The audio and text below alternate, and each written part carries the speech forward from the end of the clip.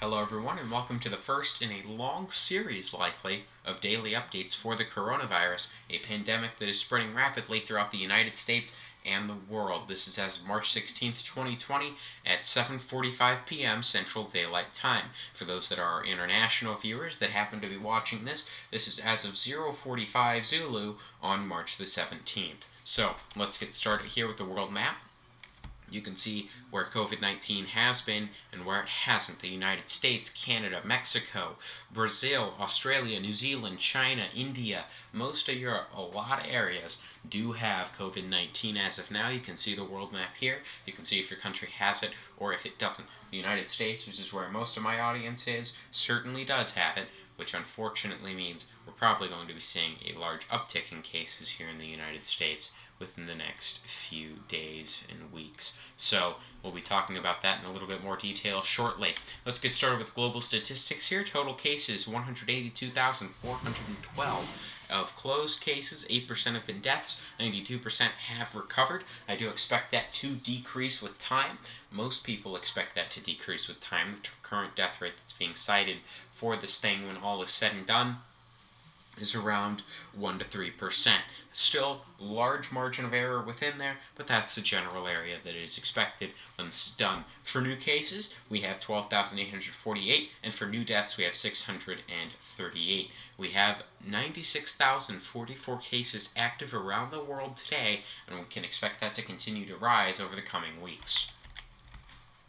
So here we go. Here are the countries with the most infections as of now. China, where this whole thing started, 80,883. By a long shot has the most infections over the rest of the world. Italy in second with 27,980 infections, and then things do fall off a cliff from there. Spain at 9,000, South Korea at 8,000, around there. Spain around 10,000. You can see France 6,633, United States of America 4,663, and things do continue to fall off. The United Kingdom in the number 10 spot, being at 1,543 cases. All these countries are expected to have more cases over the coming days and months, although China has been plateauing in its case count due to its lockdown. It looks like they've taken care of this thing. We'll see if they truly have. Unfortunately, it looks like they did lie at the beginning about how many cases were in their country, and it also looks like they may have been lying about when this started. Looks like they may have suppressed it, so we don't know if we can actually trust China's information, but if this is true, it looks like China's taking control of this thing. They're going to be taking care of it pretty soon. So, here are the countries with the most new infections today. Italy by far on top at 3,233, with Spain at 1,954, and you can see things fall off from there, but still, lots of new cases around the world today. United States at 983 new cases, Iran at 1,053, France at 1,210. So lots of new cases, over 1,000 cases in 5 countries today. Being new cases. So that is some bad news. Looks like the United States might be joining that party here tomorrow or Wednesday, as the amount of cases per day does continue to climb. So here are countries with the most deaths. In China, we have 3,226, Italy at 2,158, Iran at 853, and from there we have below 500 deaths. And the rest of the country's United States sitting at 86. But you can see here the death statistics. Unfortunately, it does seem like these deaths are likely going to rise as time does go on. This virus is expected to spread quite a bit more than it has. It doesn't look like we're anywhere near the peak of this thing just yet. So here are the countries with the most new deaths today. Italy at 349, Iran at 129, Spain at 48, France at 21, United Kingdom at 20, United States at 18, China at 13, and we have below 10 in Belgium, Switzerland, and the Netherlands. So now let's talk about the United States in a little bit more detail now.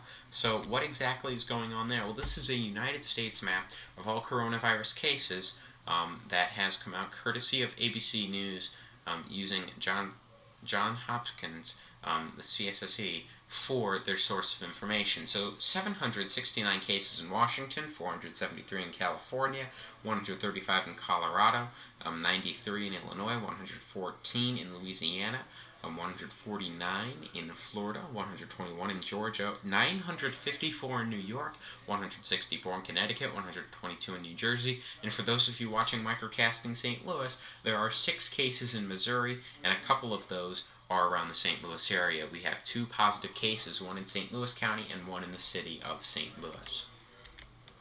So here are the United States statistics. 4,663 cases have been confirmed in the United States, 160 closed cases, 86 deaths, 74 recoveries.